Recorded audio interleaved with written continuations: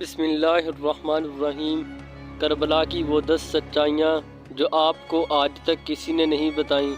میرے عزیز دوستو، آج میں آپ کو ایک ایسا سچ بتانے جا رہا ہوں جو صدیوں سے ہماری روحوں کو جھنجھوڑتا آ رہا ہے۔ آپ نے کربلا کے بارے میں بہت کچھ سنا ہوگا۔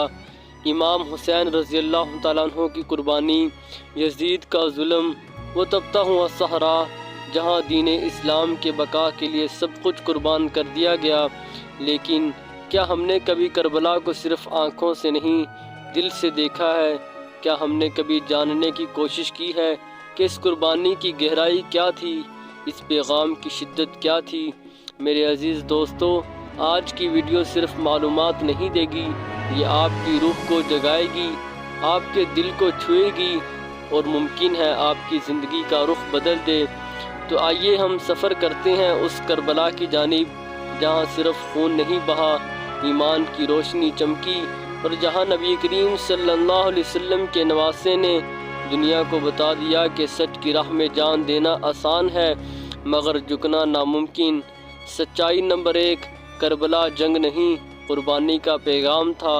کربلا کو آج بھی اکثر ایک جنگ کے طور پر پیش کیا جاتا ہے، لیکن حقیقت یہ ہے کہ امام حسین رضی اللہ تعالیٰ عنہ تلوار لے کر نہیں نکلے تھے، بلکہ وہ حق کے تحفظ، امت کی اصلاح اور دین کی بقا کے لیے نکلے تھے۔ امام رضی اللہ تعالیٰ عنہ فرماتے ہیں، میں اپنے نانا محمد مصطفیٰ صلی اللہ علیہ وسلم کی امت کی اصلاح کے لیے نکلا ہوں۔ اگر وہ چاہتے تو سینکڑوں جانثار مدینہ سے ساتھ لے کر آتے، لیکن انہوں نے صرف اپنے قریبی رشتہ داروں اور چند وفادار صحابہ کو لیا۔ مقصد جنگ نہیں تھا، بلکہ ایک ایسی روشنی قائم کرنا تھا جو قیامت تک ظلم کے اندھیروں کو چیرتی رہے۔ سچائی نمبر 2، امام حسین رضی اللہ تعالیٰ عنہ نے یزید کی بیعت کیوں نہ کی؟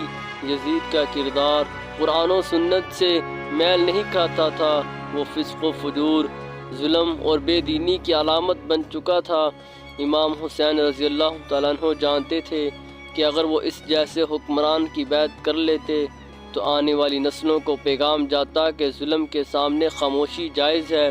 انکار بیعت کا مطلب صرف سیاسی اختلاف نہیں تھا، یہ امت کو جگانے والا ایک اقدام تھا۔ امام حسین رضی اللہ تعالیٰ عنہ نے دنیا کو بتایا کہ ظالم حکمران کو حاکم وقت کہنا اور اس کے سامنے جھک جانا دین کی روح کے خلاف ہے۔ سچائی نمبر 3، امام حسین رضی اللہ تعالیٰ عنہ کو مدینہ سے مکہ اور پھر مکہ سے کربلا کا سفر کیوں کرنا پڑا؟ جب یزید نے تخت سنبھالا، اس نے سب گورنروں کو حکم دیا کہ ہر شخص سے جبری بیعت لی جائے۔ مدینہ کے گورنر ولید بن عتبہ نے امام حسین رضی اللہ تعالیٰ عنہ کو بلایا۔ اگرچہ امام حسین رضی اللہ تعالیٰ عنہ نے نرم انداز میں جواب دیا، مگر وہ جان چکے تھے کہ مدینہ اب ان کے لیے محفوظ نہیں رہا۔ پھر وہ مکہ گئے تاکہ حرمت والے شہر میں پناہ ملے، لیکن وہاں بھی دشمنوں کی سازشیں بڑھ گئیں۔ حج کے دوران خون ریزی کے خدشے کے پیش نظر امام رضی اللہ تعالیٰ عنہ نے حج کو عمرہ میں بدل کر مکہ چھوڑ دیا اور کربلا کی طرف چل دیے۔ یہ قربانی صرف جسمانی نہیں، روحانی تھی کہ اللہ کا گھر محفوظ رہے چاہے میری جان چلی جائے۔ سچائی نمبر 4، حضرت حر رضی اللہ تعالیٰ عنہ کا حیران کن فیصلہ۔ حر بن یزید ریاحی یزیدی لشکر کا کمانڈر تھا، وہی شخص جس نے امام حسین رضی اللہ تعالیٰ عنہ کا راستہ روکا، انہیں کربلا لے آیا، پانی بند کیا۔ لیکن 10 محرم کی رات کچھ بدلا۔ حر کی آنکھوں میں آنسو تھے، وہ مسلسل بے چین تھا۔ پھر صبح امام حسین رضی اللہ تعالیٰ عنہ کے خیمے میں حاضر ہوا اور کانپتی ہوئی آواز میں بولا، کیا میری توبہ قبول ہو سکتی ہے؟ امام حسین رضی اللہ تعالیٰ عنہ نے فرمایا، ہاں حر، تو آزاد ہے، تو نے دنیا میں اپنا آپ بچا لیا۔ حر نے لڑتے لڑتے جام شہادت نوش کیا۔ وہ پہلا شہید تھا جو یزیدی لشکر سے نکل کر حسین رضی اللہ تعالیٰ عنہ کا ہو گیا۔ یہ توبہ، یہ واپسی ہمیں سکھاتی ہے کہ حق کی طرف پلٹنے میں دیر نہیں کرنی چاہیے۔ سچائی نمبر 5، پانی بند کرنے کا ظالمانہ حربہ۔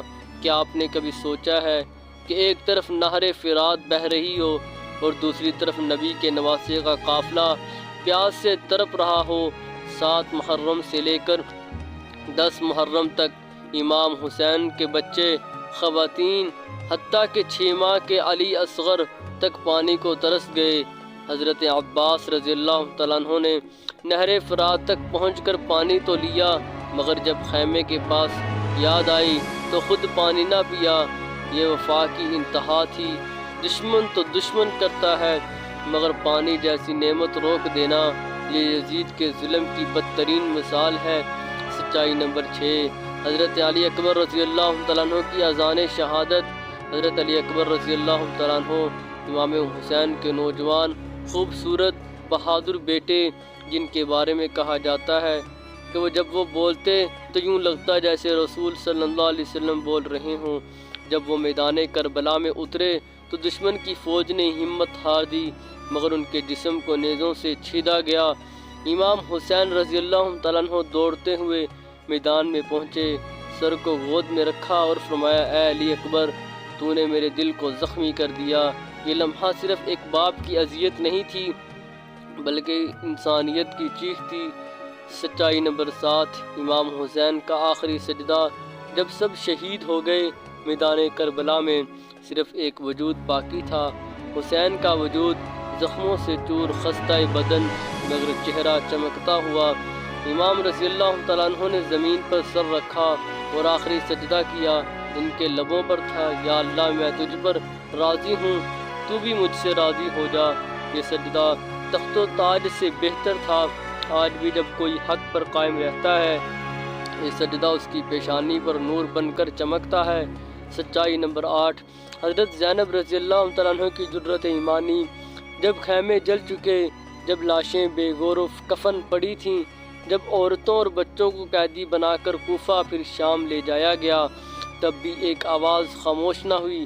حضرت زینب رضی اللہ تعالیٰ عنہ کی آواز یزید کے دربار میں، ہزاروں کے مجمع میں انہوں نے وہ خطبہ دیا جس نے ظالم تخت کو ہلا کر رکھ دیا۔ اے یزید، تو نے ہمیں قید کیا، شہید کیا، مگر ہم نے اسلام کو زندہ کر دیا۔